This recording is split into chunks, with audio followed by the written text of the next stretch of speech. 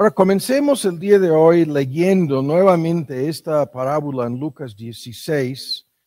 Esta parábola la conocemos, si no me equivoco, la vimos en la serie de estudios sobre las parábolas, y la lectura en el primer versículo dijo también a sus discípulos, estamos en Lucas en su capítulo 16, en el primer versículo, que un hombre rico tenía un mayordomo.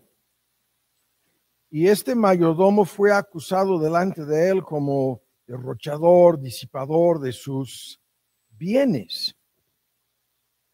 Y le llamó y le dijo: ¿qué es esto que oigo de ti? ¿No? Esto es un mini bosquejo, ¿no? Estoy convencido de que el señor del mayordomo le dijo más cosas, ¿no? Estoy seguro de que le dijo algo más, ¿no? De lo que estamos viendo aquí. Disipador, derrochador de mis bienes. ¿Qué es lo que oigo? ¿Qué es lo que me están diciendo, no? Y de inmediato la exigencia: hay que dar cuentas. Da cuenta de tu mayordomía, porque ya no podrás más ser mayordomo.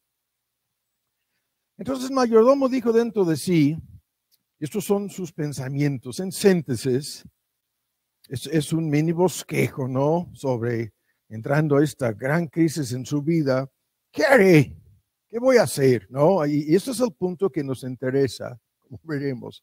Esa es la aplicación directa a todos. ¿Qué haré? Que mi señor me quite la mayordomía. Cavar no puedo. Mendigar me da vergüenza. Tengo vergüenza. Y después de analizar más opciones, en el versículo 4, yo sé lo que haré para que cuando fuera quitado la mayordomía me reciban en sus casas. ¿Qué es esto? Me reciben en sus casas. Y llamando a cada uno de sus deudores de su señor, los que le debían, ¿no? Dijo al primero: ¿cuánto debes a mi señor? Y le dijo: 100 barriles de aceite, ¿no? Vean lo que dice: 100 barriles de aceite. Y esto es una cantidad enorme. Y le dijo: toma tu recibo, tu obligación, tu contrato, siéntate presto y escribe aquí. Vas a poner que lo que le debes a mi señor es la mitad, 50. Después, y así con toda una lista, aquí tenemos tan solo 2 ejemplos. Dijo al otro: ¿tú cuánto debes? Y dijo: 100 medidas, bultos de trigo. Y le dijo: toma tu nota, tu obligación, tu contrato y escribe, y es un descuento, ¿no? Del 20%, 80. Tan solo 80. Y de inmediato toda la controversia. Alabó el señor al mayordomo, y ven lo que dice: por haber hecho discretamente. Alabó su amo, su dueño, su señor, el que le había dado este trabajo, por haber actuado sagazmente, sabiamente, en las traducciones astutamente. Y de inmediato la controversia: los hijos de este mundo son en su generación más sagaces, más astutos, más sabios que los hijos de luz. Y yo os digo, esto es el paralelismo con lo que vimos hace 8 días. Hay que hacernos tesoros en el cielo. Ahora ya no son tesoros en el cielo, sino haceos amigos de las riquezas de maldad, de las malas riquezas, para que cuando faltaren o faltares o cuando fallan, vean, estos amigos, en el contexto, ese es el argumento, os reciben no en sus casas, sino en las moradas eternas. Y el que es fiel en lo muy poco, también en lo más es fiel, y el que en lo muy poco es injusto, también en lo más es injusto. Pues si en las malas riquezas o las riquezas injustas, esas son las traducciones mundanas, en algunas versiones, no fuisteis fieles, ¿quién os confiará lo verdadero? Y si en lo ajeno no fuisteis fieles, ¿quién os dará lo que es vuestro? Ningún siervo puede servir a 2 señores, porque aborrecerá al uno y amará al otro, o sea, llegará al uno y menospreciará al otro. No podés servir a Dios y a las riquezas. Y el único punto que vimos aquí hace 8 días es el comentario final. de que estos fariseos que oían la enseñanza parabólica y eran avaros, los cuales eran avaros, al escuchar todo este discurso, se burlaron, se mofaron, ¿no? Comenzaron a reírse del maestro. Aquí comencemos. Esta parábola es una de las más discutidas del ministerio público de nuestro Señor Jesús, porque algunos han concluido erróneamente que Cristo alaba lo chueco, lo corrupto, lo deshonesto, así lo voy a decir, en relación con el mayordomo infiel. Pero las personas que lo toman así, simple y sencillamente, no están leyendo lo que la parábola misma dice, ¿no? Ahora, vamos por partes. Entendemos que la palabra mayordomo quiere decir una persona encargada de administrar los bienes de otro. Es su responsabilidad manejar bienes que no le pertenecen. Ahora, en ese sentido, en el contexto aquí pertenecen al amo, al jefe, al dueño, ¿no? Al empleador, y es por lo tanto que tiene que rendir cuentas y en este momento de rendirle cuentas a su amo, a su jefe, se mete en problemas, ¿no? Ahora, este tema en el contexto del mundo de aquel entonces es algo que entendían mejor que nosotros. Estos mayordomos administraban negocios, administraban granjas, administraban haciendas, ranchos, en síntesis, negocios y dinero. Va de por medio en el asunto. Esta parábola toma todo este contexto que ignoramos nosotros en algún sentido hoy en día, todas sus implicaciones, y lo aplica a los creyentes, a la vida cristiana y al hecho de que tú y yo somos mayordomos de todo lo que Dios nos ha dado. Así de sencillo. Ahora, segundo, en cuanto a esta parábola, hay también muchos debates acerca de la traducción malas riquezas, que se encuentra aquí repetidas veces. Estos recursos, el dinero, se llama riquezas injustas, riquezas de maldad. Y es un contexto también que ignoramos, ¿no? Pero en el contexto lo comentábamos en un estudio anterior, en el Sermón del Monte, la palabra mamón se refiere al Dios falso de las riquezas y el Dios de la avaricia y la codicia. En este sentido, vinculaban el dinero con la maldad, vinculaban el dinero con la idolatría incluso, vinculaban el dinero en una forma directa con todo lo que nosotros vemos hoy en día. Todos esos problemas a nivel mundial, lo comentábamos en el primer estudio sobre este punto, en todo el mundo, ¿cuántas controversias? ¿Cuántos conflictos? Desde cualquier perspectiva, socioeconómicamente hablando, políticamente hablando, entre las naciones, etcétera, ¿no? En la mayoría de las leyes, en la mayoría es increíble cómo los gobiernos pretenden ser administradores de tu dinero, no voy a decir más, ¿no? Cómo es que los gobernantes creen que a ellos les corresponde manejar la economía y todos, incluso los precios de productos en una economía, no voy a decir más. Pero en el contexto, lo que nosotros escuchamos continuamente es algo parecido a esto. Toda la corrupción y la maldad cae en el asunto. Ahora, vamos más lejos. Vimos en el primer estudio que este asunto es un poder ante el cual todo el mundo termina postrándose. El poder del dinero, ¿no? Lo que el dinero puede comprar, lo que el dinero puede, entre comillas, asegurar. Y en el contexto, a esto se refiere el uso de esta fórmula, malas riquezas, ¿no? Ahora, hasta el grado en que muchas personas piensan que llegando al cielo se acabará la desigualdad y que no va a haber diferencia alguna, ¿no? En cuestiones de esta índole. No vamos a discutirlo el día de hoy, pero el asunto no va por ese camino, ¿no? No voy a decir más. Ahora vamos a resumir la parábola. Primero, el mayordomo fue acusado de ser mal administrador.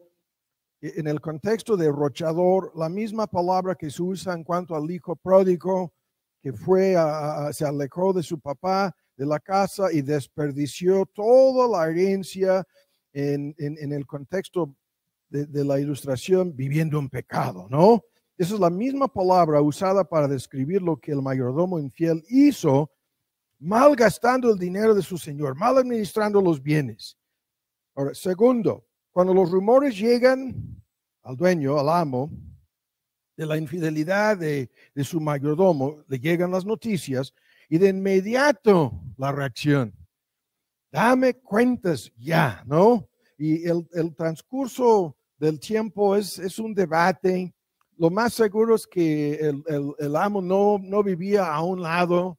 Lo más seguro es que venía en camino. A lo mejor le llegó una llamada por celular, venía de Querétaro o de San Luis Potosí, rumbo a la Ciudad de México. Para cuando yo vaya llegando, vamos a sentarnos y vamos a hacer cuentas.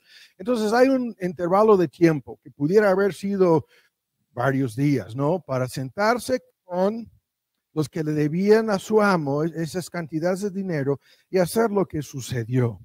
Pero el mayordomo infiel se da cuenta de que tiene muy poco tiempo y tendrá que rendir cuentas.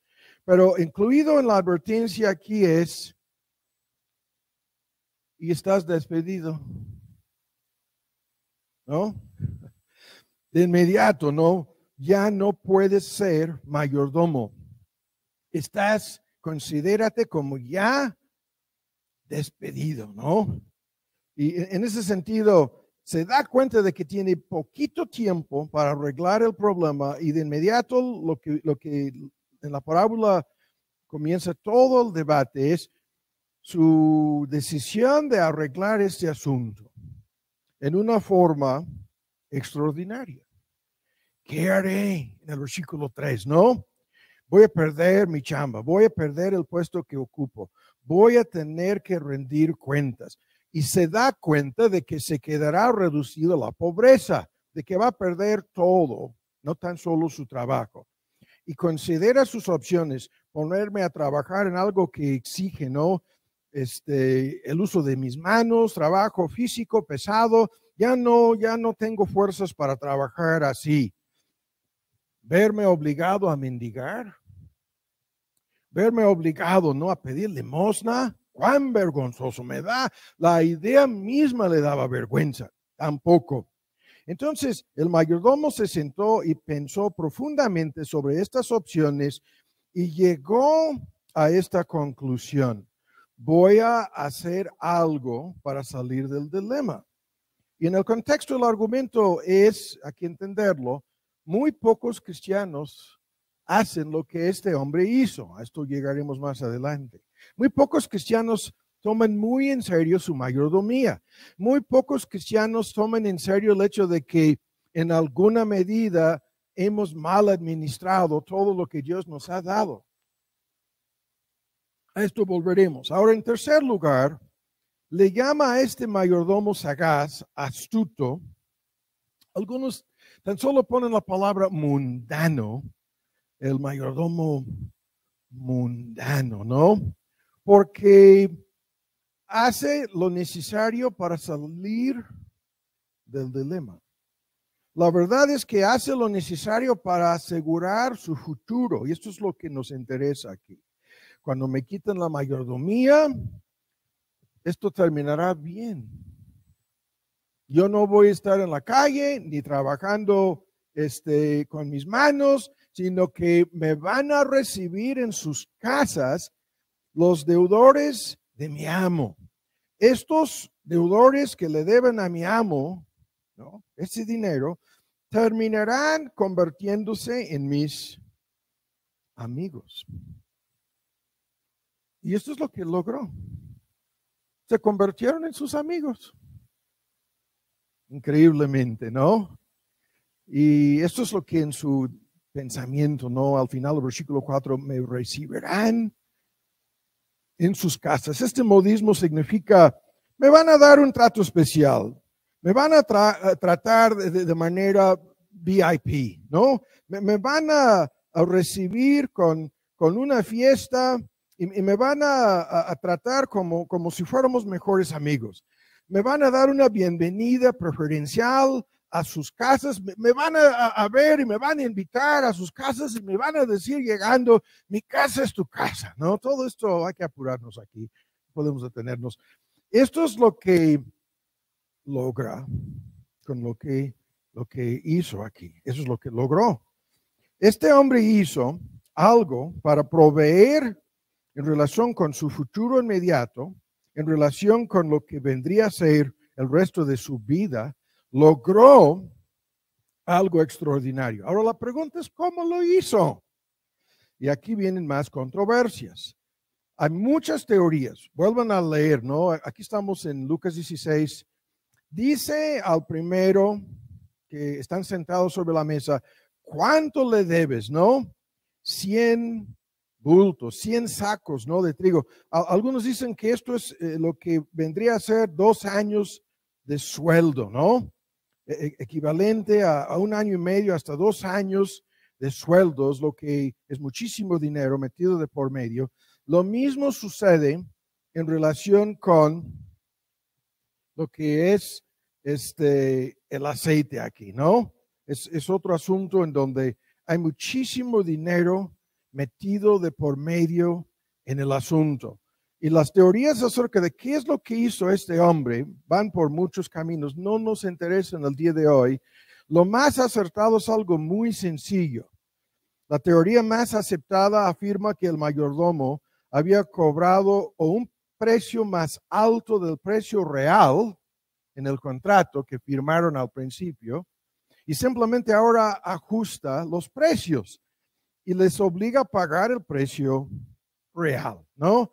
Otros afirman que no es el precio, sino la cantidad del producto, lo que se manipulaba en el asunto. Ahora, entre paréntesis, estas dos cosas nos están pasando a nosotros todos los días, no voy a decir más. Si no te has dado cuenta, me vendieron esta botella de agua, pero venía tan solo hasta aquí. Me lo vendieron así. El mismo precio, la mitad del producto. Eso es lo que está pasando para los que nunca se fijan en estas cosas. No voy a decir más con la ilustración. Eso es lo que está pasando todos los días. No voy a decir, ¿no? No voy a decir nada, no voy a decir más. Esto es el asunto aquí. El debate centrado en la cuestión de si manipulaba ya sea el precio o la cantidad de producto. Nada de esto nos importa, porque en su sagacidad, en su sabiduría mundana, arregló el asunto y salió de un gran problema. Ahora, esto no cambia su deshonestidad. Esto no cambia, ¿no?, lo que hizo chueco, el fraude, ¿no?, el desfalco, la malversación. Esta palabra no la puedo decir. Todo lo que hizo manipulando esto no cambia, ¿no?, en la historia.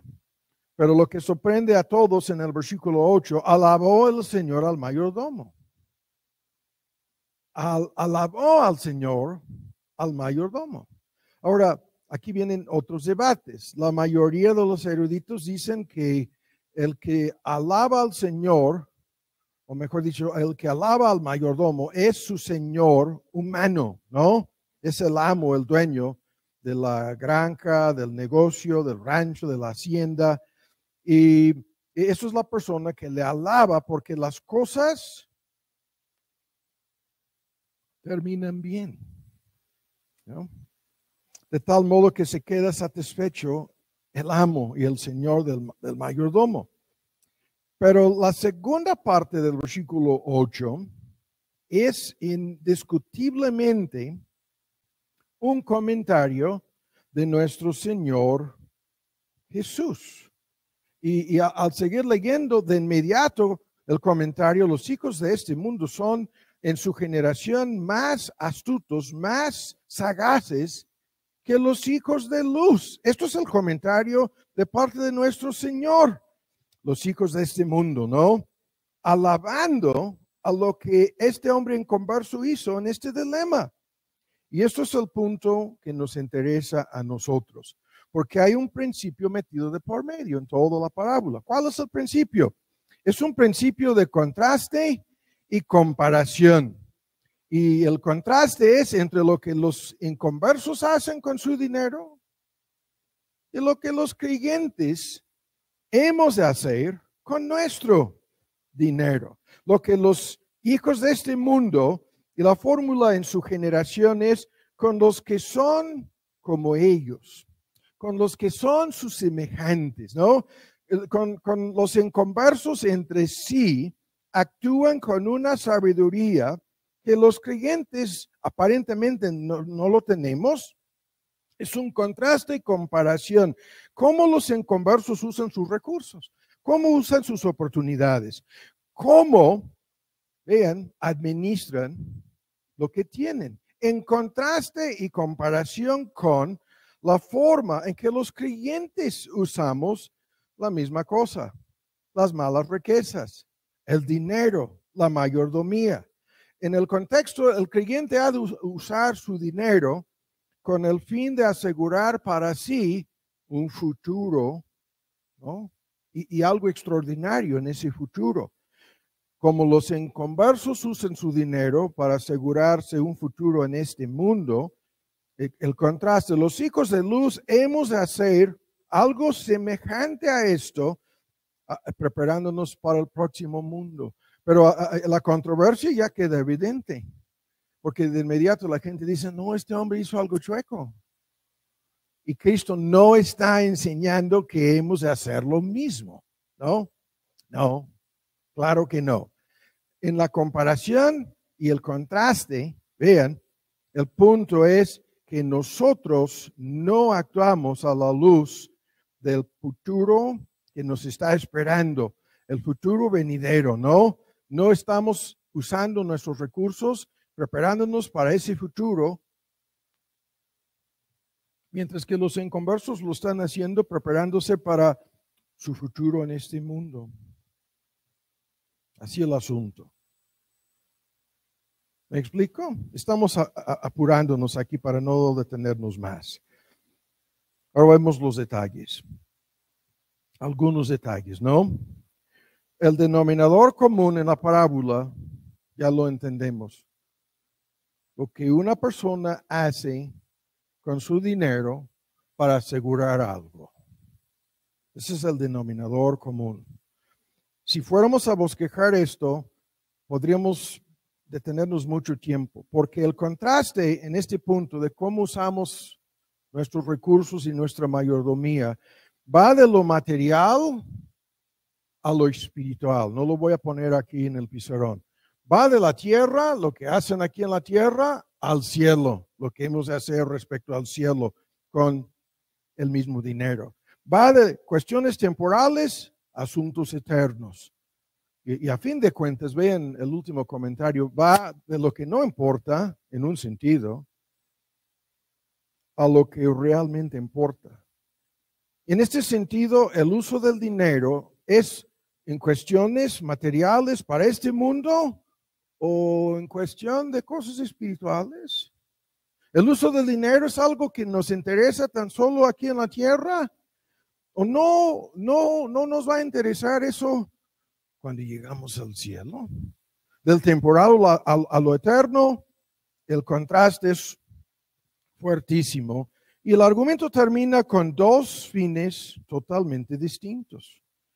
Termina con el mayordomo recibiendo la bienvenida en la casa, ¿no?, de sus deudores, los deudores de su Señor, y los creyentes siendo recibidos en las famosísimas, la fórmula tan discutida al final del versículo 9, moradas eternas. Ahora, para no perder más tiempo, la pregunta en todo el asunto es, ¿qué debemos hacer nosotros, no? Y el argumento, algo muy parecido a lo que este hombre hizo. Es lo que tú y yo hemos de hacer. No en cuestión de mal administrar. Al final de cuentas, algunos dicen que había 2 libros de contabilidad aquí y que agarró el libro en donde la contabilidad chueca estaba, ¿no? En donde había hecho todos los movimientos chuecos y sacó el libro en donde puso todo en regla y forma.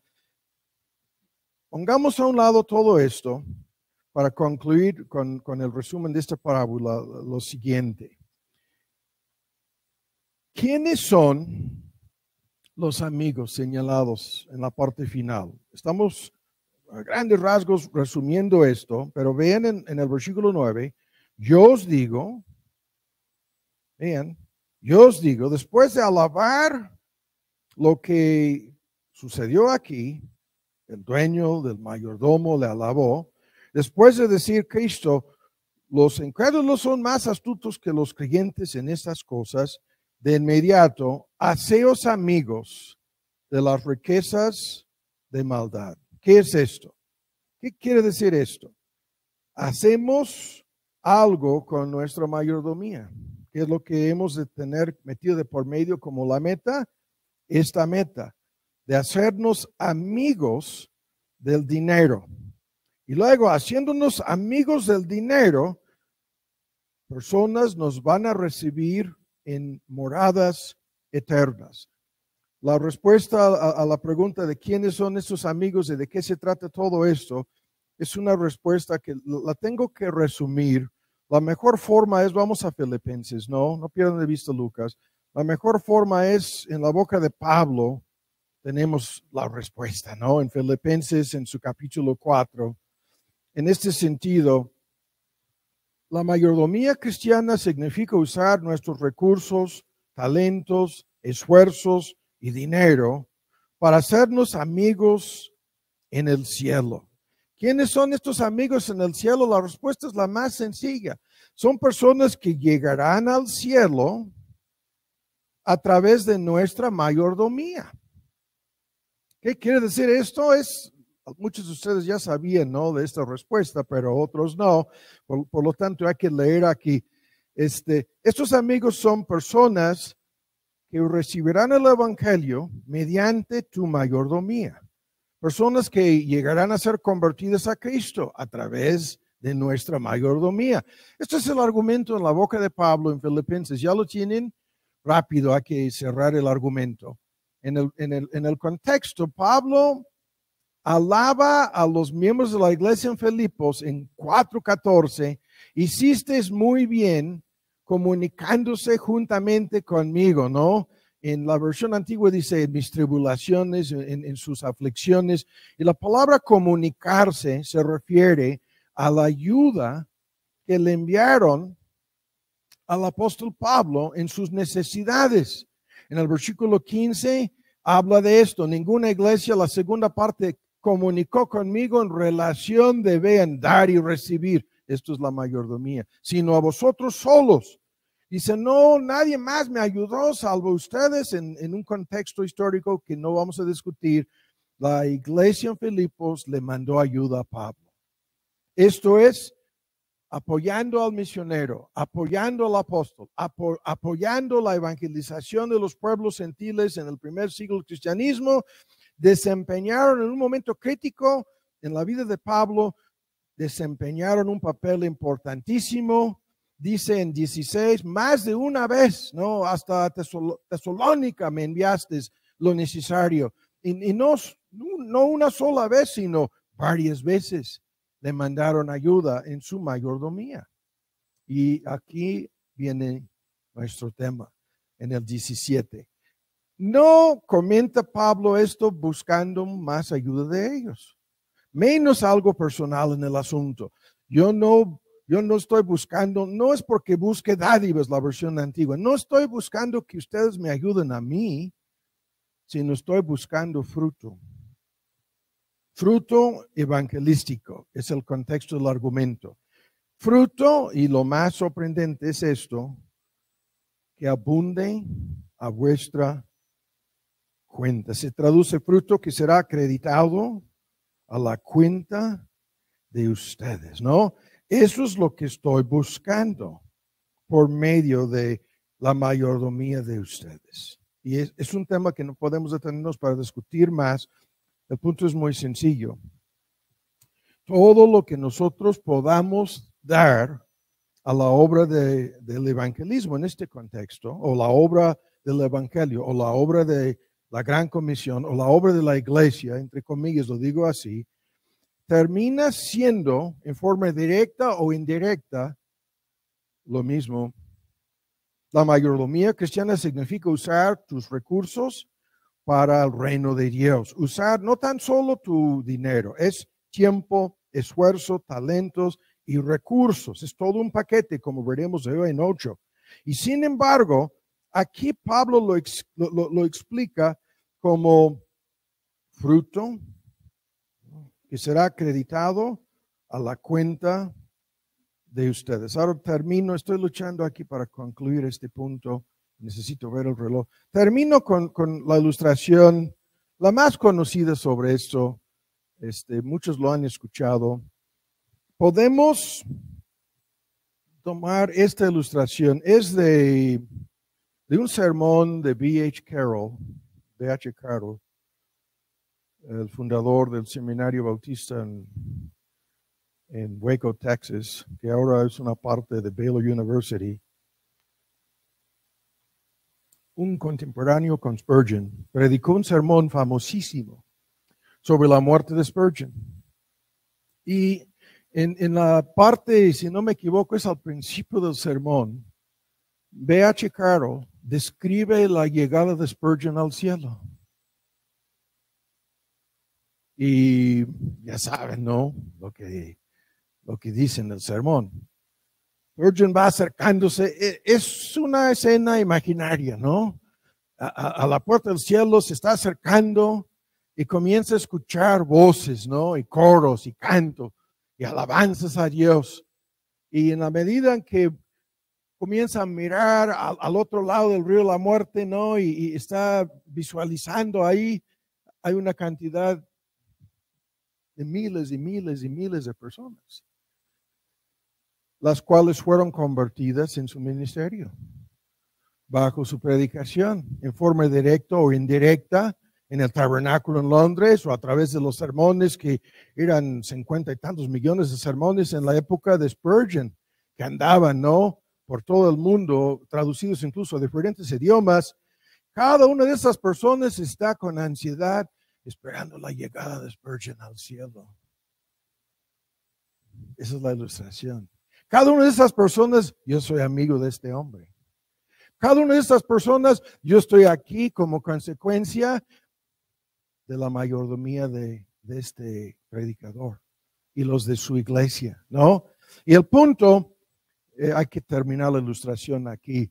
Va llegando Spurgeon y ve la muchedumbre de gente. No quiere hablar con ninguno de ellos. Quítense, muévanse, porque a Spurgeon le interesa hablar primero con su Señor, ¿no? Y ahí está, en medio de la muchedumbre, ahí está Cristo. Pero la ilustración nos ayuda a entender esto. ¿Cuántas personas la recibieron a Spurgeon? ¿Cuántas personas nos van a recibir a nosotros? Si es por medio de nuestra mayordomía, hayamos trabajado, ¿no?, en evangelizar, en enviar el evangelio a todas partes, ¿no?, en nuestros esfuerzos evangelísticos. Hay muchísimos factores hoy en día metidos de por medio en este asunto, desde sitios en internet, audio, transmisión de cultos, hasta cantidad de libros, cantidad de sermones, aparte del testimonio individual y personal de cada creyente. Pero el punto no cambia aquí. El punto es que la forma para asegurar esto es siendo buenos mayordomos. Y la advertencia de toda esta parábola, ¿no?, la parte que no podemos minimizar es que todo esto se convierte en una terrible advertencia. Y la advertencia es igual a la advertencia que recibió el mayordomo infiel. Tenemos tan solo un tiempo reducido. Tenemos tan solo un tiempo limitado para ser buenos mayordomos, ¿no? El tiempo se nos va a acabar y tal como este mayordomo no sabía si sería mañana o no, le cayó de sorpresa, hizo sus cálculos, viene de San Luis Potosí, hoy en la noche llega, ¿qué voy a hacer? Y así la advertencia, las oportunidades que Dios nos ha dado para ser buenos mayordomos o para ganar amigos en el cielo, no es un tiempo sin límite. Yo les puedo, si fuera a hacer aquí una lista, el conteo de pastores, misioneros, obreros que conozco, que ya están en el cielo, muchos contemporáneos míos, ¿no? El pastor de nuestra iglesia en Oklahoma que nos envió a México falleció hace 2 años, ¿no? Todos, casi todos, alguien me estaba preguntando sobre el hermano Downing, casi todos los que eran pastores de iglesias en los 80s, cuando nosotros llegamos a México, ninguno de ellos sigue en funciones como pastor. Muchos ya están con el Señor, ¿no? El hermano Downing se va a jubilar para el fin de este año, tiene 80 años de edad. ¿Cuál es la ilustración? El tiempo es limitado, muy limitado, ¿no? Y lo que va a suceder, llegando al fin de este tiempo, tendremos que rendir cuentas por lo que hicimos con nuestra mayordomía. El argumento en la forma más fuerte es, todo lo que no hayamos invertido en cosas eternas, en la obra de alcanzar a los escogidos de Dios, así lo voy a decir, terminará habiendo sido en su mayor parte desperdiciado. Terminará siendo un desperdicio. Si no estamos usando correctamente estos recursos, esto es lo que ya hemos visto en los 2 estudios anteriores. Las personas que no pueden determinar cuánto es suficiente, cuánto basta, cuánto es suficiente para que dedican todos los demás recursos a esto, o las personas que viven como si creyeran a de veras que la vida del hombre consiste en la abundancia de posesiones, de materiales, no. ¿Cuántos se comportan así? En un contexto cristiano son la mayoría. Son la mayoría de los cristianos que se comportan así. Hay personas que vienen aquí que nunca han dado ni un quinto a la obra misionera, a la obra de extender el evangelio, ni un centavo. Vienen aquí a este lugar, ven cómo lo estoy diciendo. Y hoy, en el sermón de hoy, no estoy pidiendo disculpas como lo hice hace 2 semanas, ¿no? Hay personas que lo que le van a dar a Dios es lo mínimo, o lo que veremos más adelante, lo que sería como una propina, ¿no? Y estas personas serán los perdedores. Porque el asunto aquí no es que tengas mucho dinero para dar. No, eso no tiene nada que ver, es proporcional al asunto. Lo vimos con esta viuda en Marcos 12. Esta viuda que dio una moneda la más pequeña que pudiera haber dado. Y Cristo termina diciendo, esta mujer dio más, ¿no? Que todos los ricos que depositaron muchísimo dinero aquel día. Y el argumento es, entre más que una persona va acumulando, más que acumulamos cosas en esta vida, ¿a qué menos tendremos en el cielo entonces? Esta fórmula la vimos hace 8 días. Entre más que tú vas acumulando en este mundo, estás asegurando menos, que tendrás menos. En relación con que no estoy hablando de la salvación. Estoy hablando de lo que comenté al principio. No hay un paraíso socialista ni siquiera en el cielo. No, estás equivocado. Si tú crees que esto es así, todos entramos por gracia al cielo, pero habrá recompensas y pérdidas en el día de juicio en relación con una lista de cosas. La primera cosa en la lista es tu mayordomía. Así, ¿no? Así tal como sucedió en la parábola, vendrá el día cuando tendremos que rendir cuentas por nuestra mayordomía. Y lo sigo diciendo, la gente piensa, no, como yo gano el sueldo mínimo, o como yo soy ama de casa, o como yo dependo de los ingresos de mi marido, yo no estoy en esto. ¿De veras no? ¿No estás en esto, creyente? Lo vamos a ir discutiendo, ¿no? En el tiempo que nos resta. Ahora, la parábola termina con las conclusiones. Y las conclusiones las voy a resumir. Primero, lo que importa en todo esto es tu fidelidad. En el versículo 10, la primera cosa que dice, el que es fiel en lo muy poco, ¿no? Será infiel en cosas más importantes y viceversa, ¿no? Lo que cuenta es tu fidelidad. En este sentido, hay un gran argumento aquí, ¿no? En donde cuando encontramos a personas que se comportan en forma deshonesta con sus finanzas, con su dinero, con sus recursos, en un contexto cristiano, podemos dar por sentado que estas personas se comportan igual en cosas mucho más importantes en la vida. Es una regla, ¿no? En la aplicación de esta parábola, esta regla o este principio, lo vemos por todos lados, ¿no? En un contexto cristiano y no cristiano.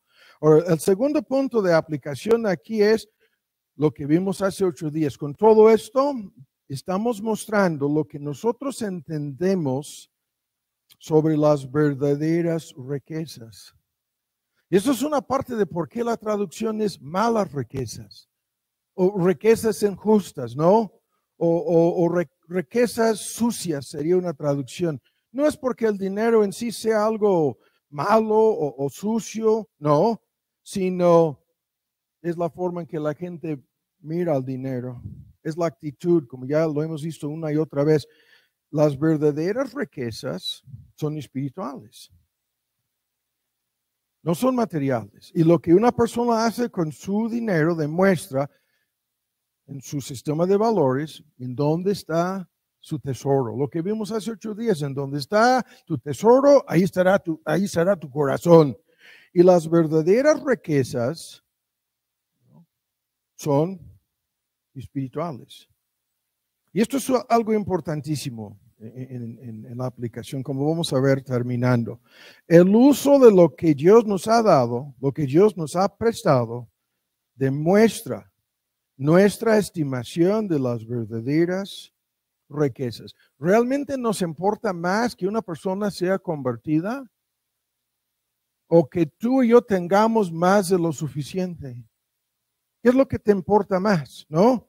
¿Realmente estimamos y evaluamos la salvación de una sola persona más que todas las cosas temporales?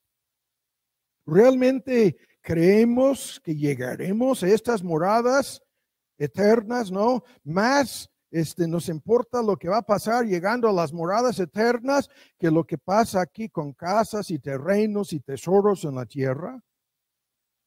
Eso es lo que una persona demuestra.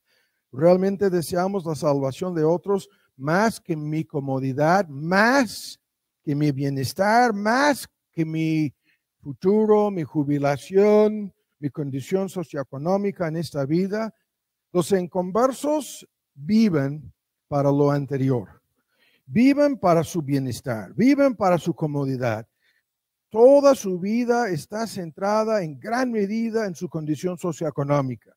Y los inconversos que tan solo les quedan unos años, tan solo un breve, pueden ser 10, pueden ser 20, pueden ser, cuando comienzan a tomar más en serio estas cosas, la mayoría de las personas se les está acabando el tiempo y no les quedan más que unos cuantos años, pero se preparan para eso.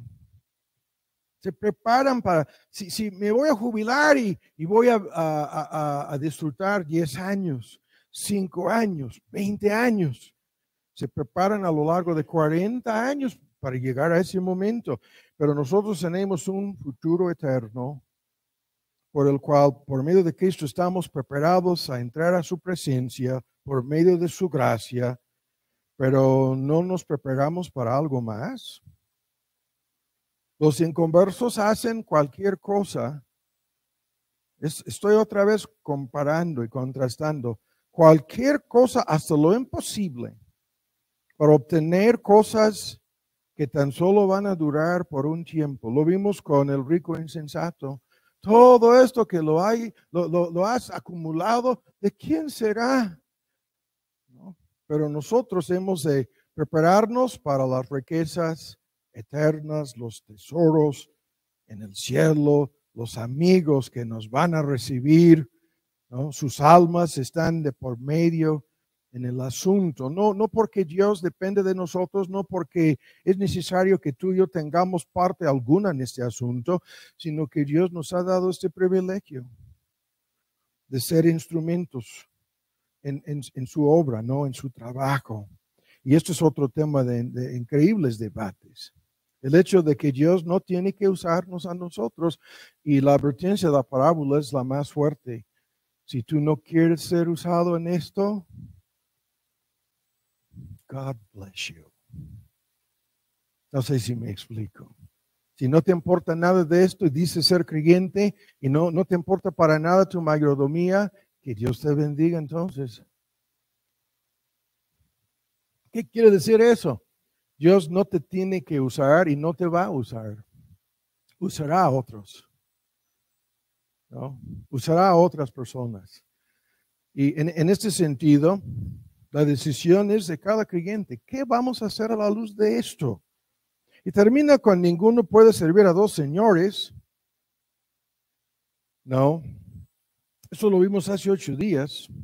Y demostramos quién es a de veras nuestro Señor, cuáles son en realidad nuestros valores, qué es lo que creemos acerca de todo esto. Lo demostramos por lo que hacemos. Por lo que hacemos. Y en la parte final de que no puedes servir a dos señores, etcétera, viene la advertencia: si en lo ajeno no fuiste fiel, ¿quién te va a dar lo que es vuestro? En el versículo 12. Y el argumento es: si fuiste mal administrador de los bienes de tu Señor aquí en la tierra, ¿crees que te va a dar mayores cosas llegando al cielo para administrarlas? Esa es la pregunta, ¿no?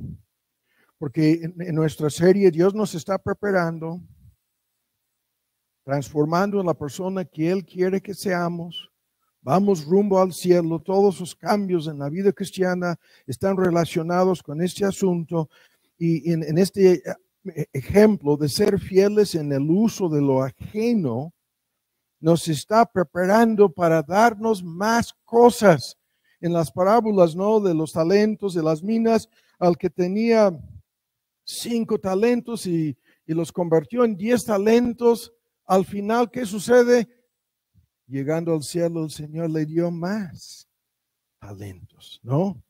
Y así con el que recibió en las minas, lo mismo. Sobre 5 ciudades te pondré, sobre 10 ciudades te pondré. Todo este trasfondo que conocemos, que algunos dicen no creerlo, es que no lo creen por su falta de fe, ¿no? Porque no creen lo que está claramente, o creen que esto contradice en algún sentido la gracia de Dios y la salvación por gracia. No, la gracia te da el boleto al cielo. El resto de tu vida Dios te está preparando para lo que harás en el cielo.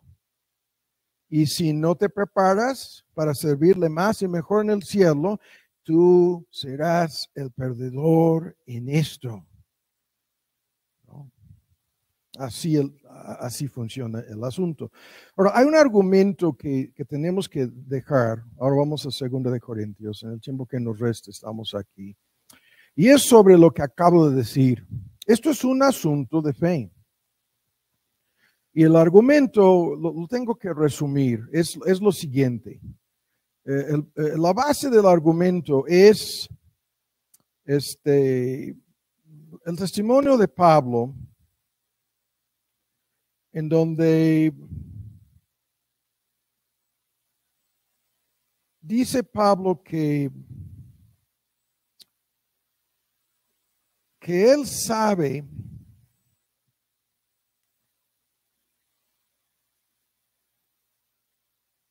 en quién está confiando, ¿no?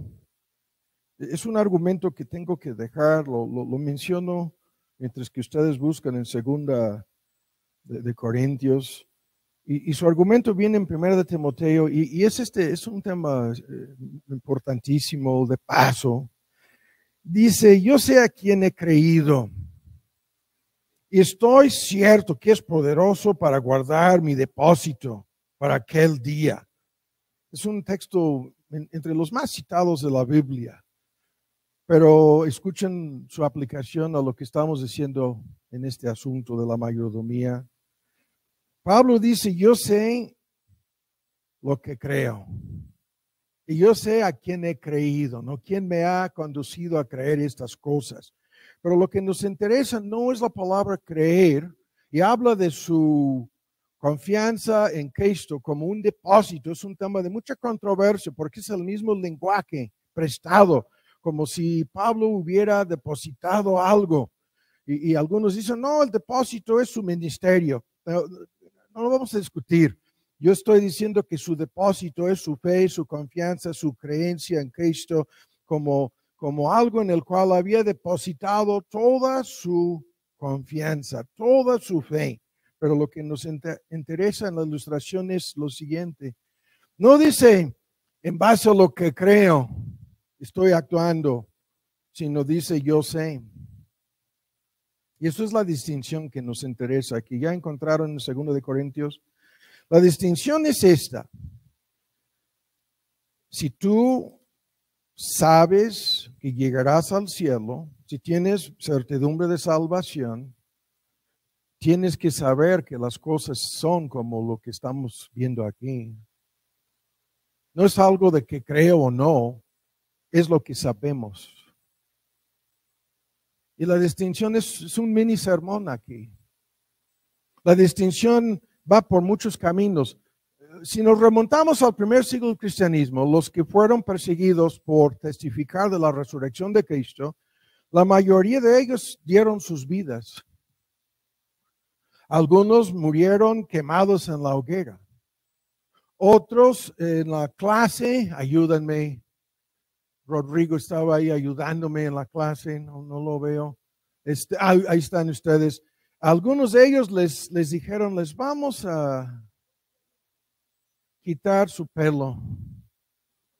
Ajá. Esa palabra que no la puedo decir ni me gusta.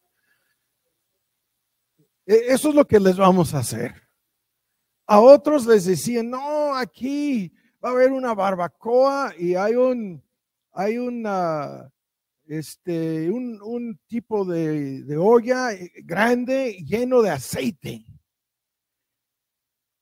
Y tu cuerpo lo vamos a friar en el aceite.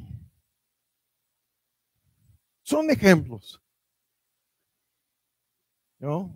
De lo que sucedió a las personas que decían, no es que creemos en la resurrección, sabemos, porque hemos visto con nuestros propios ojos al Señor Jesús resucitado. No es cosa de creer o no, lo sabemos. Lo sabemos.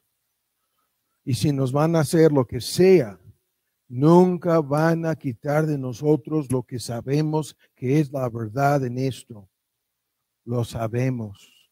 Es un tema fuertísimo en relación con los debates sobre la resurrección de Cristo.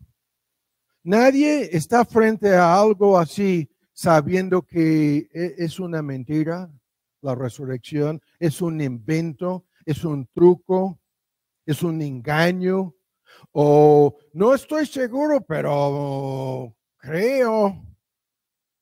Nadie está así con ninguno de esos puntos y después procede a morir en la peor forma posible. No, No, cada uno estaba con lo que yo estoy señalando aquí. Sabemos. Esto lo sabemos. Y no hay forma para negarlo. No es simplemente creer o no creer. La fe es el don de Dios. Dios obra el querer y el creer en nosotros, ¿no? El creer y el hacer. El creer es lo mismo. No, sabemos. Y lo que están en juego aquí en este asunto es si sabemos que vamos a llegar al cielo, sabemos que Dios nos exigirá cuentas acerca de lo que hicimos con todo lo que nos dio. Eso va a suceder. Y si lo sabemos, podemos hacer algo menos que administrarlo bien. Lo vamos a ver de hoy en 8 en relación con la muerte. Es la mismísima cosa. Es la mismísima ilustración. Todo el mundo cree que vamos a morir. Si tú preguntas a quien sea, ¿crees en la muerte? Sí. ¿Crees que en un momento dado te va a tocar morir? Creo que sí. No. Sabemos que vamos a morir. Lo sabemos. Pero ¿cuántas personas actúan a la luz de lo que saben sobre la realidad de su propia mortalidad y muerte? ¿Cuántas personas actúan a la luz de esta realidad? Y lo vamos a ver de hoy en 8. Los creyentes nos hemos sido trasladados, transportados anticipadamente al día de nuestra muerte antes de creer en Cristo. De otra forma, no habría necesidad alguna de creer en Cristo. Hemos sido convencidos de la realidad de la muerte. Y en relación con lo anterior, con la única persona que fue resucitada de los muertos, en Él está nuestro depósito, en Él está nuestra confianza. Y el punto sigue siendo que el argumento no es lo que tú sabes. Aunque yo estoy con 3 sermones tratando de convencerte. Pero ya lo sabes, llegarás al día de juicio como creyente y a tu Señor le vas a dar cuentas por lo que hiciste con todo en tu vida. Y el argumento de nuestro Señor Jesús es que la mayoría de los creyentes se comportan peores que los incrédulos en estas cosas. Se comportan como si ellos fueran incrédulos. Como si ellos no creyesen nada de esto.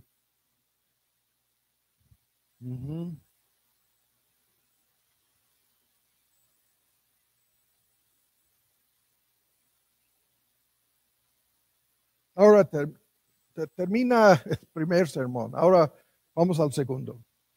Ahora nos interesan estos principios. Rápido los tengo que analizar. Estamos ya en 2 de Corintios. El tiempo se nos está yendo. Y el primer punto es este. Lo que hemos de dar. Esto es la pregunta sobre la mesa. En relación con el domingo pasado, ¿cuánto es suficiente para que sea para mí? Ahora, ¿cuánto voy a dar si esto es así? Ahora, anticipando el argumento, la meta ha de ser lo más que pueda dar. Todo lo que no sea indispensable para mí, en teoría, a la luz de lo anterior, es lo que pretendo dar. De tiempo, recursos, talentos y obviamente aquí dinero. Sí. Pero en medio de esto estamos, ¿no? Y lo que nos interesa es una lista de principios que gobiernan esto de dar. Y el primer principio es este. Escuchen bien. No hay ningún mérito metido por medio en este asunto. ¿Ven ahora qué es lo que estoy diciendo? No, ningún mérito nuestro. No. Si fuéramos a hacer lo máximo, la parábola, ¿no?, de los obreros, los siervos que habiendo hecho todo lo que les fue encomendado, piensan que el Señor les va a aplaudir, piensan que les va a recompensar, piensan que les va a alabar. Dicen, no, hicimos lo que deberíamos haber hecho. Nada más. ¿Cuál es el punto? El dar y ofrendar como mayordomos en relación con la obra del Señor, el reino de Dios, no es algo de mérito. Vean aquí, 2 Corintios 8, el contexto de 8:9, la ofrenda para los creyentes, la sequía, hambruna, una tremenda necesidad. Las iglesias, en su mayor parte compuestas de gentiles, juntaban dinero y ofrendas que será entregado a los creyentes en la tierra de Palestina, comenzando en la iglesia madre en Jerusalén. Todo este trasfondo lo conocemos. Y Pablo dice, bueno, a pesar de su necesidad y escasez, ¿no?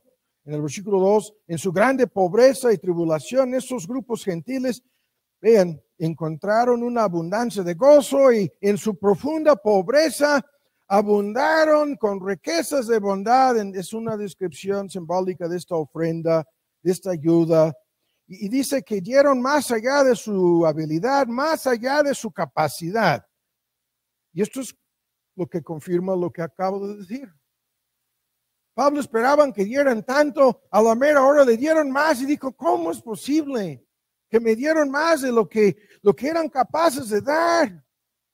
Y eso confirma lo que yo acabo de decir, la meta de dar lo más que se pueda, y pidiéndonos con muchas peticiones, nos estaban rogando para que aceptásemos, y de inmediato el argumento es la gracia de Dios. No, esto no es un asunto de méritos, es un asunto de gracia. El mismo argumento a lo largo del capítulo 9, ven, vamos a brincar hasta 9, ¿lo tienen? Capítulo 9. Vamos hasta el versículo 8. Poderoso es Dios para hacer que abunde en vosotros. Repetidas veces se menciona la gracia. Para que abundéis en toda gracia, ¿no? Lo mismo en el versículo 14. Van a dar gracias a Dios, orando a Dios por ustedes. Vean la última frase, por esta ayuda.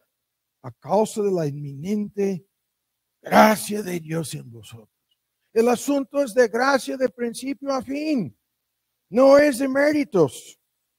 Ahora, esto es un tremendo argumento, ¿no? En donde más adelante dice, no, y esto también es un acto de obediencia, de ayudar en esta necesidad. Lo dice en el versículo 13. En otro texto, en el capítulo 8, en dos textos dice, esto es un asunto en donde están demostrando en 8:8, la última frase, la sinceridad de vuestro amor. En otros textos dice, lo vamos a ver un momento, que es un asunto de buenas obras, de justicia, de bondad, de mayordomía, de servicio. Todo esto está empaquetado en el asunto, pero nunca deja de ser la gracia de Dios. Es obra de la gracia de Dios. Son frutos de la gracia de Dios en este asunto. Ahora, ¿por qué hay que decir esto? Escuchan. Porque en el momento en que nosotros pensemos, ¿no?, o pudiéramos caer en la trampa de creer que hay algo de mérito de parte nuestra en este asunto, entonces se vuelve ofensivo, repugnante.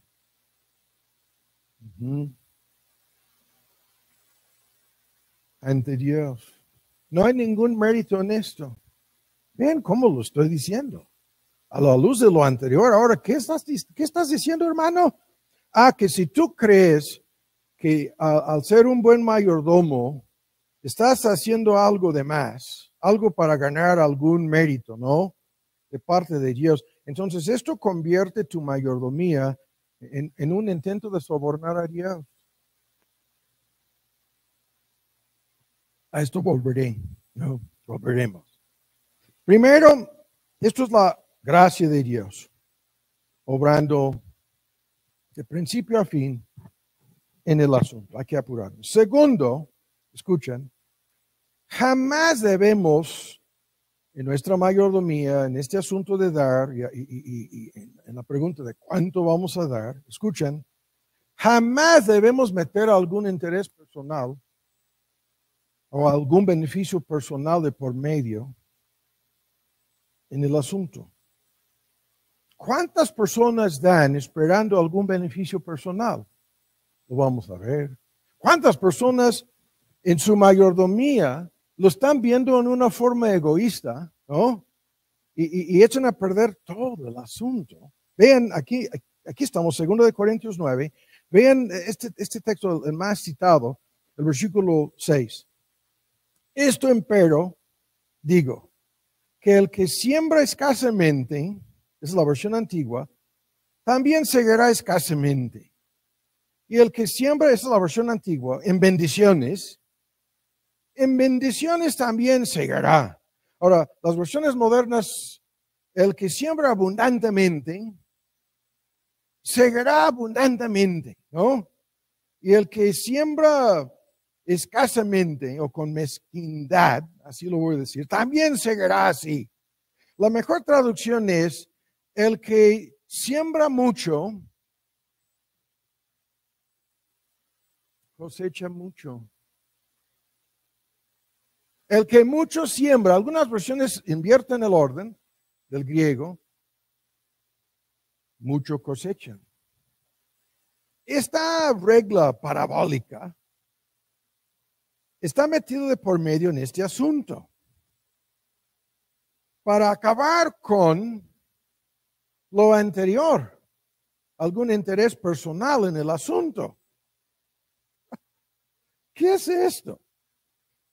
A esto de mucho poco volveremos, ¿no? Eso es algo importantísimo. Pero la regla aquí, los que esperan recibir algún beneficio personal en este asunto, ¿no? Echan a perder todo el asunto. Y esto hay que agregar rápido, ¿no? En el versículo 7, la respuesta a nuestra pregunta, ¿cuánto? Que cada uno dé como propuso en su corazón. A esto volveremos. Pero no con tristeza, ni por necesidad, que se traduce a obligación, porque Dios ama al dador alegre. De inmediato vemos el dilema que hay en todo esto. Y el peligro que hay en todo esto. ¿No? Lo vamos a ir analizando antes de concluir, ¿no?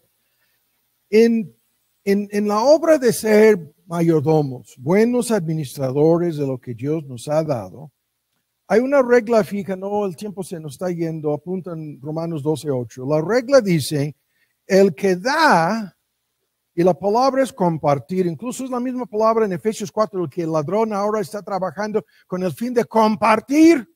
La misma palabra en Romanos 12, dice, el que da, el que comparte, que lo haga con simplicidad. Eso es lo que estamos discutiendo aquí. Simplicidad, que significa sinceridad. Algunos lo prefieren traducir con abundancia. Yo prefiero la idea con pureza de motivo, simplicidad. ¿Qué es esto? Simplicidad es lo que estoy diciendo. Hay que dar, hay que administrar, hay que ser buenos mayordomos. Vean, sin ningún clase de interés personal metido de por medio en el asunto. Y para los que no entiendan lo que estoy diciendo, las ilustraciones te van a ayudar. Hay cantidad de personas cuya mayordomía, vean, tiene otros propósitos. Hay personas, algunos que donan artículos a la obra de Dios, a la iglesia, están donando algo. Pueden ser himnarios, pueden ser sillas, pueden ser instrumentos musicales, pueden ser enormes cantidades de dinero. Eso es lo de menos la cosa, pero lo hacen para llamar la atención. Lo hacen para ganar el aprecio de los demás, ¿no? Hay iglesias, es increíble, en todo el mundo tienen el arreglo de flores cada domingo y aquí la nota.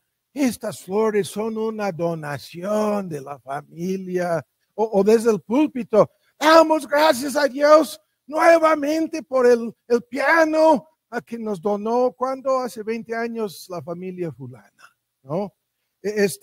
Para asegurar algún privilegio, algún trato, increíblemente, a eso volveremos, para asegurar algún trato especial. Personas hacen cosas en la iglesia, en su supuesta mayordomía. Hay personas que tratan de controlar. Yo he tenido toda mi vida la libertad de no preocuparme por ninguna persona, ni su condición socioeconómica, ni por un quinto que pudieran o no dar, porque yo no recibo nada de ninguna iglesia, ni de ninguna persona en este país. Pero en muchísimos casos, las personas dan tratando de controlar al pastor o tratando de impedir que hable de ciertos temas, ¿no? Es increíble en la Iglesia Presbiteriana Nacional, caciques, hablan ellos de su consistorio, dicen, son caciques, nada más. Y ahí están, hay que quedarte bien con el cacique, para que no te corra de la iglesia, para que no hable en contra de lo que anden haciendo tus hijos con una lana, se asegura eso. Sí, yo sé de lo que estoy hablando. Personalmente lo he visto a lo largo de 7 años dando clases en Juan Calvino. Escuchen lo que estoy diciendo. Estas personas que piensan que con una buena ofrenda pueden librarse de la disciplina de la iglesia. Y para que entendamos ahora el asunto, para estas gentes lo que están dando resultan ser como las indulgencias en la Iglesia Católica Romana. Tuvimos aquí hace un mes un ex sacerdote católico recién renunció y asistió aquí un domingo. Nos quedamos aquí platicando varias horas con él. Y en un momento en la plática comenzó a hablar de las indulgencias, diciéndonos, a mí, a Mark, estas personas en el campo vienen, no, hay una fiesta este fin de semana, hay un baile, va a haber una borrachera, no viene tal grupo. Y yo sé, hablando con el sacerdote, que no debo de ir.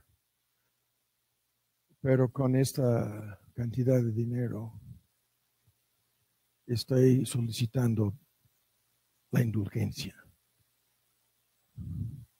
Y tenían una cuota fija. Porque él sabía que llegarían, si depende, ¿no? De cuál lugar, el municipio, la fiesta, llegarían de 50 a 100 varones por lo menos pidiendo licencia, indulgencias. ¿Entienden la idea? ¿Cómo? Nos lo estaba narrando así, enojado incluso, de lo que sucede. Y lo mismo sucede en cuántas iglesias evangélicas. No. Es una parte de por qué hasta el punto en que sea posible el dar ha de ser algo secreto. Hasta el punto en que sea posible que la mano derecha no sepa lo que la mano izquierda hace. Por favor, no. No, en muchas de esas iglesias te comprometes a tu cuota. He estado presente, se ponen a leer, la familia fulana nos debe todavía tanto de su cuota, ¿no?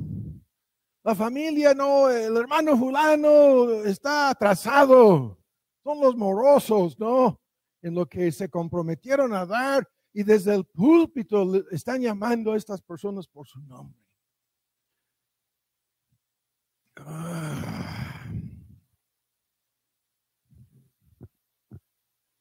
No hay nada de esto. Pureza sinceridad de motivo. Sí, sí. Ningún interés personal en el asunto. Espero que ya entiendan lo que estoy diciendo. Entre nosotros y los demás, nada personal en estos asuntos. Jamás, nunca. Así.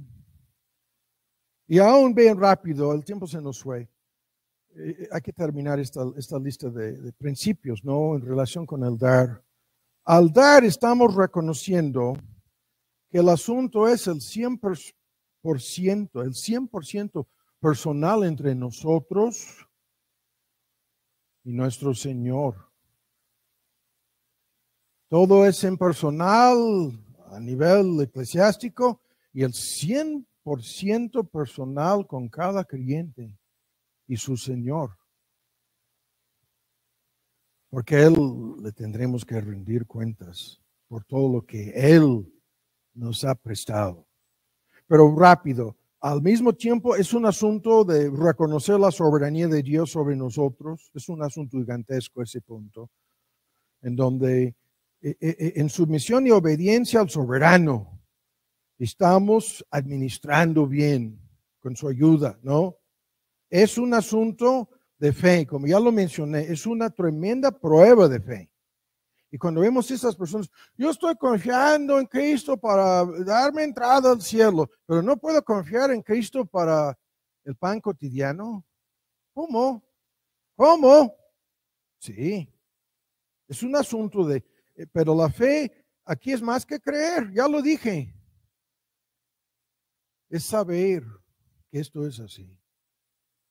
Y aún más hay que decir esto, lo que va de por medio, esos son principios.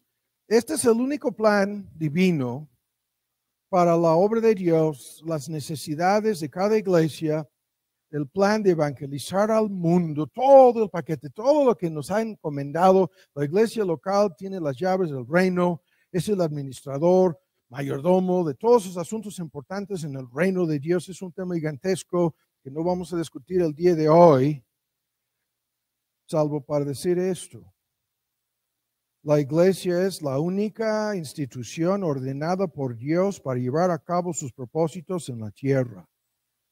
Y tenemos una bola de creyentes en todo el mundo que menosprecian la iglesia de Dios. Y hay que volver a decirlo, no hay otra institución encargada para predicar el evangelio, para administrar las ordenanzas, para efectuar la disciplina, para recibir o no personas a su membresía. Es una lista tremenda y lo que va de por medio es esto. Vean, tu mayordomía es la única forma en que Dios va a suplir lo necesario para que la iglesia cumpla con su responsabilidad o responsabilidades. ¿Qué quiere decir esto? Es tu mayordomía, no hay nada de rifas, nada de tianguis, por favor. Nada de ferias.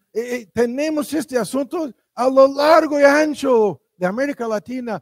No, vamos, la iglesia no tiene los recursos ni siquiera para pagar al pastor, entonces vamos a hacer una rifa. Vamos a poner un tianguis.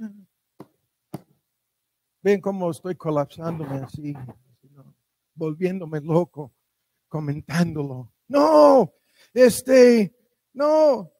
En cada lugar en donde están haciendo cosas así, el 100% antibíblicas, el 100% en contra de la mayordomía colectiva, individual, ¿no? En una iglesia. Están actuando el 100% en contra de lo que la Biblia enseña. No hay otra forma para financiar la obra de Dios. Ven, yo llevo 38 años dependiendo de un grupo de iglesias en Gringolandia, cada uno de los cuales me ayuda voluntariamente, sin ningún compromiso de por medio. Escuchan, y me apoyan a mí y a muchos otros misioneros por su mayordomía y nada más. No hay ninguna agencia misionera, ni Heart Cry, ni nada de esto está en la Biblia. Nada de estos grupos de la Convención Bautista. No, nada de esto. Son iglesias locales que han hecho a lo largo de la historia la obra misionera hasta el día de hoy. Pero esas iglesias locales en donde testificamos, servimos, oramos, aprendemos, servimos, todo el paquete de todo lo que el creyente hace vinculado con la iglesia, depende, la obra de cada iglesia depende el 100% de la mayordomía de sus miembros. Y aquí el tiempo se nos fue, hay que terminar esta lista. En el argumento aquí hay un gran argumento sobre cómo Dios ayuda a los creyentes necesitados en la tierra de Palestina, es lo que estoy diciendo, de Israel en aquel entonces, con estas ofrendas. Y cómo esto terminó generando, es una tremenda lista, acciones de gracias, en los versículos 11 y 12, termina glorificando a Dios en el versículo 13, termina con las iglesias compuestas en su mayor parte de judíos asombradas por la gracia de Dios que se manifestaba en estas congregaciones, en su mayor parte compuestas de creyentes gentiles, ¿no? Y hay toda una lista de cosas, oración, acción de gracias, gloria a Dios, todo el asunto que se repite aquí varias veces, estos argumentos. Pero ahora el próximo punto, ¿qué es el más importante? Ahora vamos al capítulo 8. Estamos en 2 de Corintios y al capítulo 8 hay que pasar. El tiempo se nos fue, pero vamos a terminar de todas maneras, ¿no? A marchas forzadas aquí. En el capítulo 8 viene este argumento, lo conocemos muchos de nosotros, es el más sorprendente. Cuando dice en el versículo 5, esto nos entregaron su ayuda, su ofrenda, para que nosotros la lleváramos a Jerusalén, pero lo hicieron no como esperábamos. No, dice. Mas aún así mismos, se dieron primeramente ellos mismos al Señor. Eso es como todo el asunto funciona. Esto es el elemento personal. Se entregaron ellos mismos, se entregaron al Señor, se dieron al Señor y luego se entregaron a nosotros por la voluntad de Dios. Esto es el grano del asunto, ¿no? Y resulta ser lo siguiente: Dios no quiere nuestro dinero, menos lo necesita. Dios quiere a nosotros. Dios quiere nuestro corazón. Dios no quiere nuestro tiempo. Dios no quiere nuestras posesiones. Dios no quiere nuestros recursos. No. Dios quiere nuestras vidas. Dios quiere nuestras almas. Dios quiere nuestros corazones. Dios es exactamente lo anterior en la forma más fuerte posible. Porque ¿cuántas personas piensan que Dios aceptará un dinero en lugar del corazón? ¿Cuántas personas convierten esto? Ya no son indulgencias, resultan ser sobornos. Su mayordomía es un soborno. Dios quiere al corazón. Este argumento de que Dios ama al dador alegre, ¿no? Al que da con alegría, eso es el corazón, ¿no? Y si no le damos el corazón, no le damos nada. Es la gente, mejor vete a la basílica con 2 maletas, te puedo decir con cuánto incluso. Tú entrando y te voy a mostrar la puerta, entrando por esta puerta con 2 maletas, tú puedes comprar lo que la Iglesia Católica te va a vender.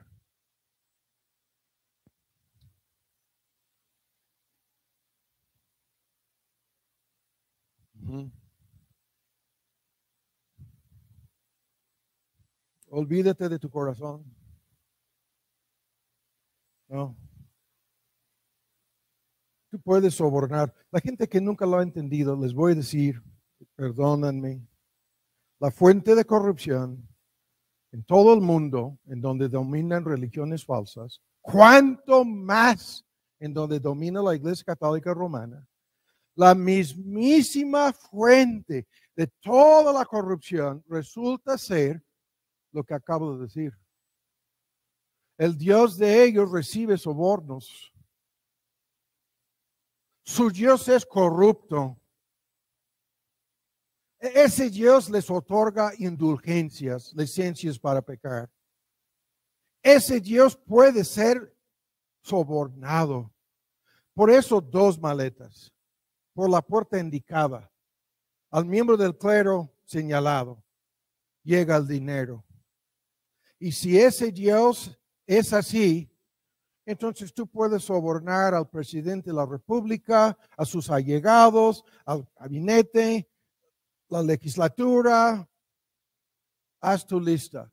Policías en la calle, el que sea, tú le puedes sobornar, ¿no? Con una buena lana para que te dejen hacer cosas en contra de la ley. Va de por medio tu dinero.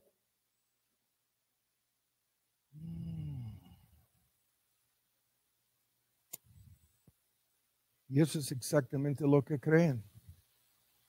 Y desde chicos se les ha inculcado el Dios que recibe sobornos. No, el verdadero Dios quiere a nosotros. Y si no le damos nuestro corazón, es como las ilustraciones aquí son innecesarias, ¿no? Es el marido que tan solo mujer la lana. Tan solo, querida esposa, tan solo esta cantidad de dinero para esta quincena. Es todo lo que te voy a dar. Este marido que tan solo le da dinero a su esposa.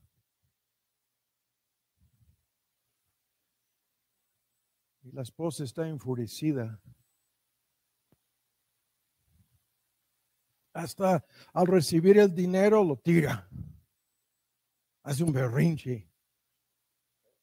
Por lo que estoy diciendo. Y el marido, con esta lana. Y mi corazón es para otra mujer. O otras mujeres. Quédate con ese dinero, mujer.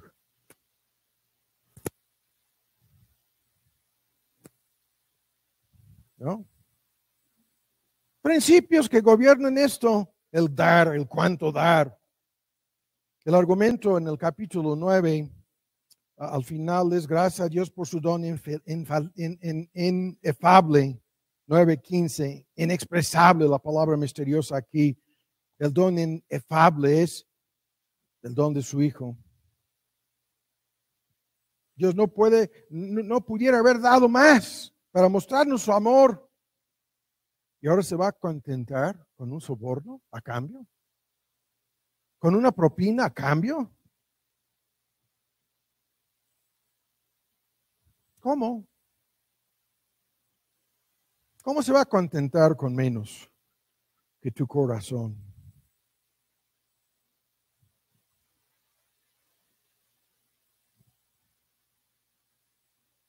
Y vean, y en el versículo 7 estamos, ya estamos concluyendo, pero vuelvan al versículo 7. Que cada uno de, ¿qué es lo que dice? Lo que estoy diciendo, como propuso en su corazón. Ahora, si quieres la traducción, la versión más actualizada, que cada uno debe decidir en su corazón cuánto dar.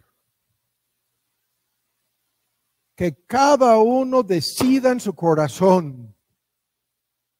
Haz de corazón a corazón. ¿Cuánto dar? Algunos que nos escuchan, quizás esos temas no los volvemos a tocar hasta quién sabe cuánto tiempo. Han de pensar, no, hermano, está haciendo un berrinche porque hay muy poca mayordomía en esa congregación que se reúne ahí en Sándalo. No, esto no es así. Pero eso no cambia el asunto aquí. ¿No creen ustedes que hicimos 12, 11 millones de pesos en todo esto sin pedir ni una sola vez, salvo al principio, apoyo? ¿Una vez lo hicimos? No, yo no estoy haciendo un berrinche para sacarle dinero de nadie, obviamente. No, no. Estoy contestando la pregunta de cuánto dar. Que cada uno a la luz de todo lo anterior, en su propio corazón, como se propuso en su corazón. Y luego, yo no hablo como quien manda, no es una exigencia nuestra, no. Todo esto viene en el contexto, no. Ay, y el tiempo se nos fue. Y la regla apostólica de la bienaventurada perdida, hablo ahora. Más bienaventurado es dar que recibir, dice Pablo. De la boca de Cristo, Hechos 20:35. No están los 4 evangelios, pero de la boca de Pablo, que rescató la bienaventuranza perdida, ¿no? Más bienaventurado es dar que recibir. Ahora, el tiempo se nos fue, sigo diciendo, ¿no?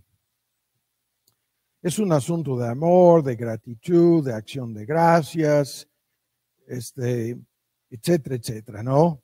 Y termina el argumento aquí con 3 promesas. Ven las 3 promesas y terminaremos el sermón y yo voy a poner un apéndice acerca de cuándo ayudar a personas necesitadas, ¿no? Como tenemos que decir algo, o se nos va a complicar el sermón de hoy en 8. Ahora, las 3 promesas son, primero, que siendo buenos mayordomos, vean en 9:8, el Dios que es poderoso para hacer que abunde en vosotros toda gracia, vean, a fin de que teniendo siempre en todas las cosas, lo que vimos hace 8 días, lo necesario, lo que basta. La primera pregunta, ¿me voy a empobrecer al terminar? Y la respuesta, la promesa, no seremos empobrecidos.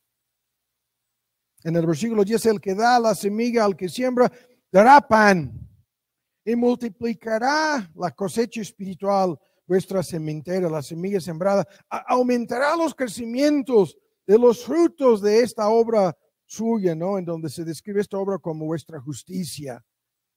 Y el punto aquí es que todo lo que damos no será un desperdicio, no será mal gastado, nunca será una pérdida en ningún solo caso. Tú no puedes dar ni un peso y resultaba ser una pérdida. Porque el que te va a usar con ese peso es Dios. Y él dice, no serás empobrecido, tu ofrenda no será una pérdida. Y aún más, dice que todo esto terminará beneficiando a otros. Ese es el argumento a lo largo del capítulo 9. Y sorpresivamente beneficiándote a ti. Que otros y nosotros. Esto es la promesa, el que siembra mucho,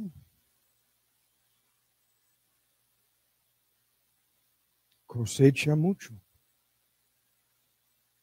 Y el que siembra poco, poco siembra, poco cosecha. Y ya sabes cómo determinar cuánto dar. Se terminó esa parte del sermón. Ahora, en el tiempo que nos resta, hay que pasar a Timoteo. Y como no vamos a poder detallar este asunto y detenernos a verlo más a fondo,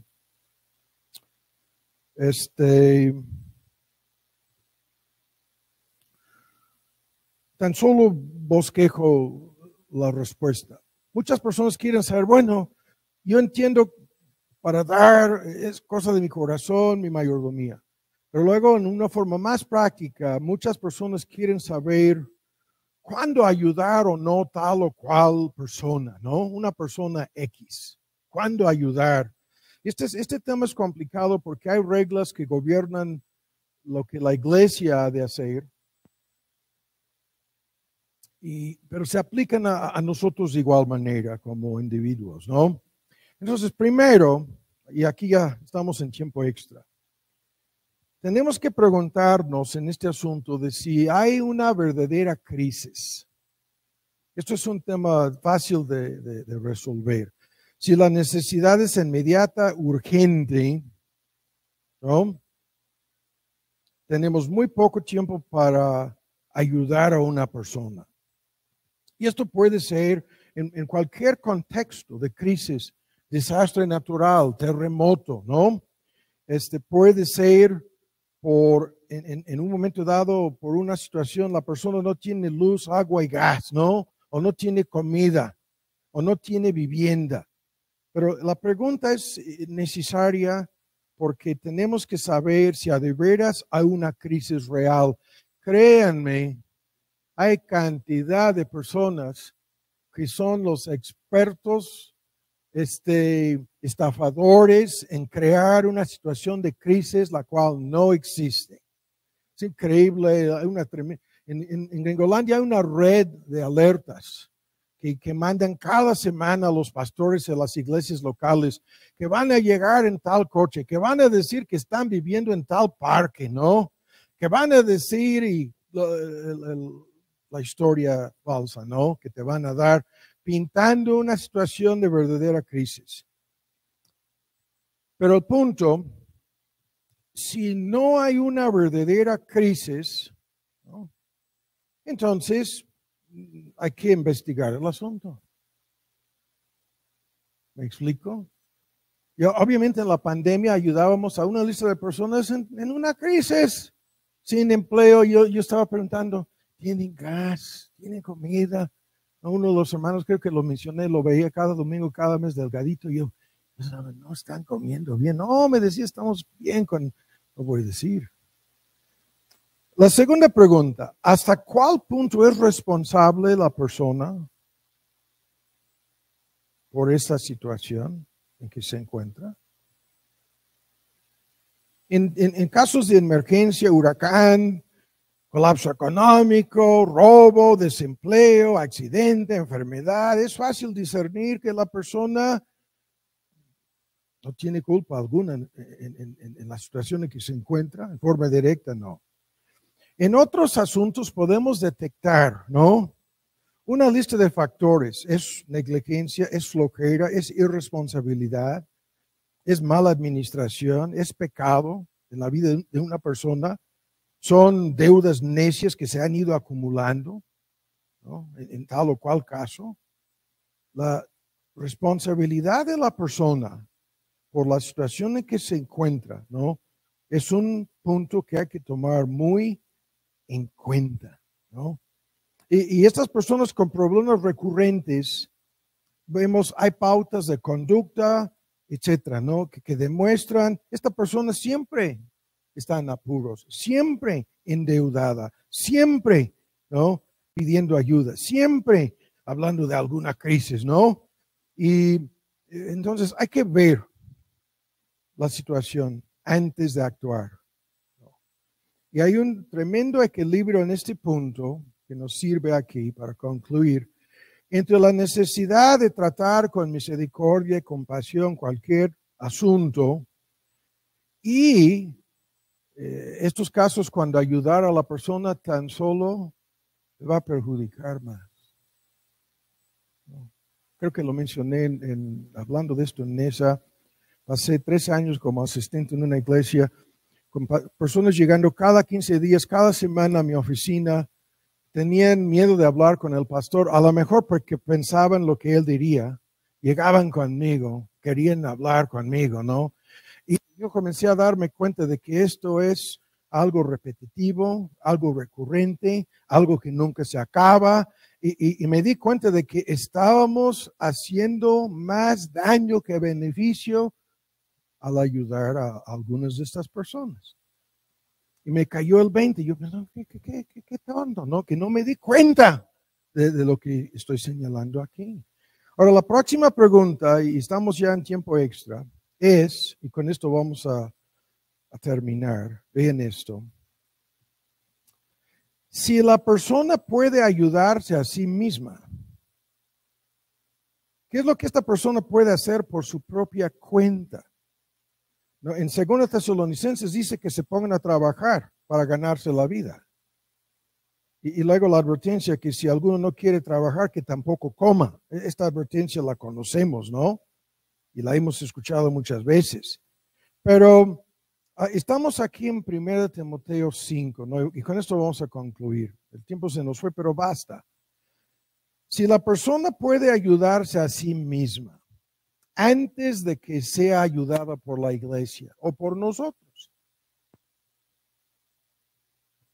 Ese es el punto final aquí. Escuchen bien. En aquel entonces no existía el seguro, IMSS, jubilación. La persona no podría retirarse de su chamba y depender de una pensión. Nada de esto existía. Entonces, en la iglesia primitiva estaban ayudando a diferentes clases de personas. Y algunas de estas reglas que estoy mencionando de paso hablan de estas personas. Aquí encontramos el asunto más sorprendente en relación con este tema para concluir el día de hoy en 1 Timoteo 5. Había una lista de viudas en las iglesias. Mujeres que ayudaban, ¿no? La iglesia les daba lo que vamos a llamar una pensión o una mensualidad, ¿no? O quincena, como sea. La iglesia les ayudaba a estas mujeres. Y había una lista oficial que estaba conocida. La iglesia votó y aprobaron, vamos a ayudar a estas mujeres. Son viudas, ¿no? Y no tienen otra fuente de ingresos. Ahora escuchen, para concluir el día de hoy. Vean lo que sucede aquí. Hay una serie de reglas, ¿no? Y vean en 5:16, si algún fiel o alguna fiel, hombre o mujer, tiene viudas, manténganlas para que no sea grabada la iglesia, es la versión antigua, para que no sean una carga para la iglesia. La primera regla es, si hay otras personas que pueden ayudar a estas viudas. Y en el contexto primero, al final, son creyentes, hombres o mujeres. Y dice, no, si es una orden apostólica, las que son verdaderamente viudas no cuentan con la ayuda de nadie. Pero si hay un creyente y quiere que le ayudemos a su mamá, no, es responsabilidad de ese creyente ayudar a su mamá. El texto lo dice. Y luego vean, esta lista es espantosa. En el versículo 9, en la lista de requisitos, dice, que no sea una mujer con menos de 60 años de edad. Caramba, hay un límite en cuanto a la edad. Si tiene 59.5 años de edad, no le vamos a ayudar. Eso es lo que el texto dice. 60 años para arriba. Y si son más jóvenes, no, dice. ¿Cómo es posible? Un límite de edad. Sí. ¿Por qué? Ahora, vienen 4. Ahora se vuelve peor el argumento aquí. Pero si alguna viuda tuviera hijos y nietos, ya se nos complicó más. Si tuviera hijos o nietos, y no dice creyentes o no creyentes, Aprendan primero a gobernar su casa piadosamente y a recompensar a sus padres, porque esto es honesto y agradable delante de Dios, dice. Esta mujer viuda puede ser que se le murieron sus hijos, pero tiene nietos. Nietos, dice el texto. ¿Qué es esto? Es la respuesta a nuestra pregunta. ¿Puede esta persona ayudarse a sí misma? Puede ser que no, trabajando. Hay otras personas que le pueden ayudar, hasta nietos o nietas. No le vamos a ayudar entonces. Peor el asunto. ¿No? ¿Nos sorprende esto? No. Es la mayordomía de estas personas. Ayudar en su propia familia. ¿No? Y el argumento en el versículo 8, si alguno no tiene cuidado de los suyos, mayormente los de su propia casa, la fe negó. Y es peor que un incrédulo, que un pagano, que un infiel, la versión antigua. Si una persona se identifica como creyente, la pregunta de cómo ayudar y cuándo ayudar a otros es su responsabilidad. Y si no lo hace, negó la fe. Es lo que el texto dice. ¿Están leyéndolo o no? Lo estoy inventando. Algunos me están mirando con incredulidad. ¿Cómo es posible? Que si no quieren ayudar a los suyos, ¿no? Pueden recibir apoyo de la familia, de los hijos, de los nietos. Hay otras fuentes de ayuda. ¿Sí o no? ¿Sí o no? Son reglas apostólicas. Que si se fueran a aplicar hoy en día a muchísimas personas que se nos acercan y piden ayuda, ¿qué sucedería? No, es que yo creo que como no me ayudaron, que no son verdaderos cristianos. Por favor. No, es porque no hay amor en esa iglesia, que no me quieren ayudar. ¿Ah, de veras?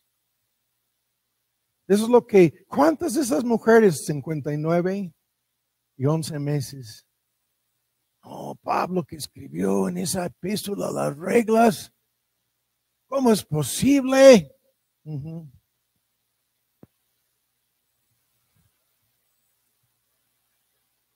Y por último, esto es algo, el tiempo se nos fue, hay que agregar esto. Vean lo que dice en el versículo 9, que la viuda sea puesta en la clase especial, pero que no puede tener menos de 60 años de edad. Y tiene que haber sido casada una sola vez. ¿Qué? Ni vamos a hablar de eso. ¿Qué quiere decir eso? Y luego, vean en 10, que tenga testimonio. Y esto a mí siempre me ha sacado de onda esto. Lo voy a explicar. No, que tenga testimonio. Y vean la lista. Buenas obras, creó hijos, hospitalidad, ha lavado los pies de los santos, de los demás creyentes, ha socorrido a los afligidos, ha seguido toda buena obra. ¿Qué? ¿Qué es esto? Ahora está poniendo de por medio el testimonio de la mujer a quien le van a ayudar. Caramba. ¿Qué? ¿Está poniendo de por medio el testimonio de esta mujer? Sí. ¿Qué es esto? En síntesis, no van a ayudar a mujeres infieles, ¿no? En cuanto a la obra de Dios, en cuanto a la iglesia, en cuanto a su compromiso con los demás, o peor, mujeres escandalosas. Y viene todo un lío aquí sobre las viudas menores de edad. Ni lo podemos ver, ni quiero verlo, por los problemas que vienen aquí. Ustedes lo pueden leer y van a ver lo que dice. Porque habían tenido al principio el lío de poner a mujeres más jóvenes en la lista, que después de encontrar después al próximo marido, abandonaron su profesión de fe incluso. Véanlo, léanlo. Y se fueron de la iglesia. Al principio había una fila de mujeres así fuera del templo pidiendo ayuda. Dice, no, 60. Y luego, aún arriba de 60, que tengan un testimonio de ser de veras realmente mujeres convertidas, no escandalosas. Vean lo que se menciona ahí sobre los escándalos que esto generó en la iglesia. Y la iglesia terminó evidentemente dividido entre sí porque ayudaron a una lista de mujeres que terminaron abandonando, apostatando. Entonces dicen, no, hay que tomar en cuenta la condición espiritual de esta persona y su testimonio. Creo que le faltaba amor